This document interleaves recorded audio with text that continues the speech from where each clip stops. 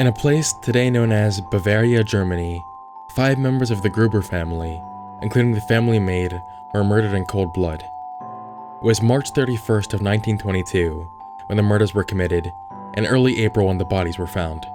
To this day, it remains to be Germany's most disturbing case of mass murder with no perpetrator ever being discovered. However, to truly discover what happened, let's establish a timeline. The working maid at the time quit, claiming that the residence was haunted. She, who was unnamed, claimed to have heard footsteps in the attic and heard whispers. This, of course, caused her to leave and never return. The family thought she was insane and just delusional. Finally, a new maid was hired to live at the household and take care of the children as well as the residents. She'd only worked 1 day at the estate. Also, the same day, the family discovered many things. They themselves began to also hear footsteps elsewhere in the house, when they knew for a fact no one would have been there. Mr. Gruber found the newspaper that he did not recognize and knew he hadn't purchased. A set of house keys went missing, as well as it was discovered the tool shed had apparently been attempted to be broken into, as scratches and such were strewn about the door near the handle.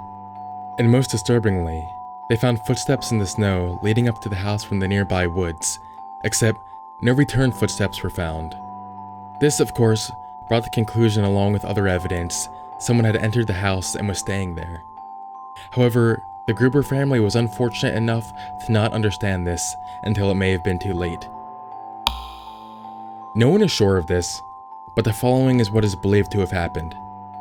At some point in the night, each member of the household, except for 2-year-old Joseph and 44-year-old Maria, maid of the family, were lowered into the barn and slaughtered, one by one with a pickaxe, then stacked upon each other like hay bales.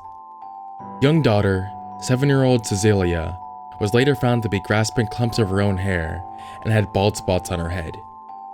This led investigators to believe that she died rather slowly and felt an enormous amount of torture, unlike the rest of the family, who were dealt deadly injuries that killed them quickly. The murderer then proceeded into the house, where he killed Joseph in his crib, then Maria in her bed. In the days following the murders, neighbors didn't suspect a thing. Many reported seeing smoke rise from their chimney. Their cattle were being fed, the estate was properly maintained. The postman even claimed their dog was tied up outside when he was delivering mail. On April 4th, locals grew concerned and investigated their residence to find 4 gruesomely murdered bodies covered in hay in the barn, followed by Joseph in his crib and Maria in her bed, all brutally murdered with a pickaxe. Immediately, local police began investigating. The man who stood out the most in the investigation was their neighbor, Lorenz Schlittenbauer, who also led the search party to find them before stumbling across the remains at the residence. He was a key suspect, as apparently he had an affair with Mrs. Gruber, and believed that Joseph was his son, even though Joseph was actually the result of an incestuous relationship with her own father. One popular theory points to the widowed Victoria dead husband.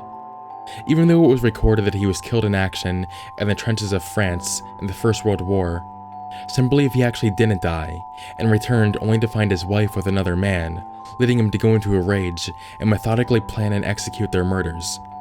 However, police chose to believe the reports of his fellow soldiers seeing him die, though for some reason his death was never recorded.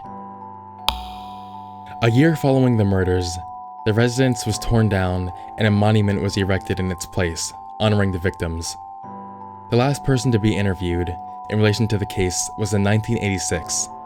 Over 100 people were questioned in their involvement, with not a single one leading to an arrest in relation with the mass murder that took place. In 2007, the German Police Academy, despite suspects being dead and evidence being destroyed, studied the infamous case and narrowed it down to one person.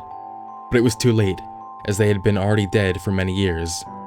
With this in mind, they decided to not release who they thought had committed the murders in respect to the living relatives and descendants of the suspect.